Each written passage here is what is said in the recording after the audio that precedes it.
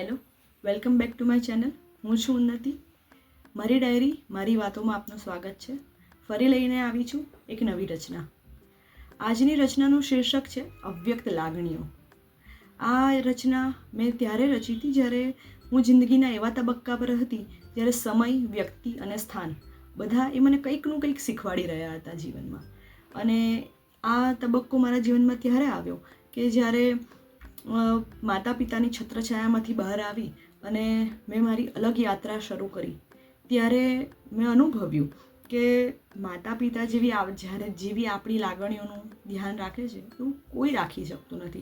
જ્યારે આપણે માતા પિતાના સાનિધ્યમાં હોઈએ છીએ ત્યારે જેટલી આપણી લાગણીઓ સચવાય છે, જળવાય છે, એ લાગણીઓ જ્યારે આપણી અલગ યાત્રા શરૂ કરીએ છીએ ત્યારે આપણી એવી લાગણીઓ સચવાતી નથી. એ સમય જતાં બધાને સમજાય જ છે. અને સમય આપણને ઘણું બધું શીખવે છે, એ આપણને ઘડતો હોય છે. અને જો આપણે સકારાત્મક ભાવ રાખીએ તો વિચાર આવે કે જ્યારે આપણે સમયે આપણી પરીક્ષા લીધી હોય ત્યારે આપણે ઘડાતા જ હોઈએ છીએ. અને એ આપણને કંઈક ને કંઈક શીખવે છે. એ સમયની અંદર આપણે જો સફળતાપૂર્વક નીકળી ગયા, સમય સારો વીત્યો હોય તો પણ એ આપણને કંઈ શીખવીને જાય છે ને જો ખરાબ વીત્યો હોય તો ચોક્કસ આપણને કંઈક ને કંઈક તો શીખવાડીને એ જાય જ છે. એ ભાવ સાથે મેં આજની રચના લખી છે.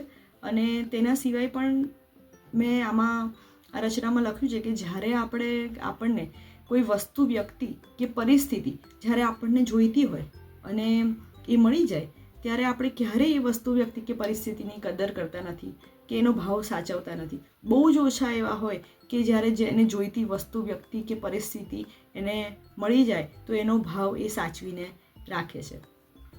તો આ જ ભાવ સાથે લખેલી મેં રચના છે. તો શરૂ કરું છું આજની રચના.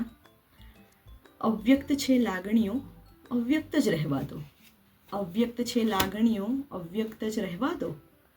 બંધ મુઠ્ઠી છે લાખની, એને લાખની રહેવા દો. બંધ મુઠ્ઠી છે લાખની, એને લાખની રહેવા દો. અને બંધબાજી બમણું જીતાડે. બંધબાજી બમણું જીતાડે, જીતવા દો. ને હારીને જીતવામાં મજા ઘણી, જીતવા દો. ને લાગણીઓ વ્યક્ત થતાં રાખ થઈ જાય છે.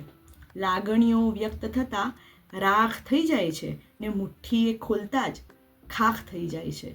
ને દુખે જો દિલ તો પથ્થર થઈ જાય છે. દુખે જો દિલ તો પથ્થર થઈ જાય છે. ને પૂજીએ જો પથ્થર તો ઈશ્વર થઈ જાય છે. જો પૂજીએ જો પથ્થર તો ઈશ્વર થઈ જાય છે. અવ્યક્ત છે લાગણીઓ, અવ્યક્ત જ રહેવા દો.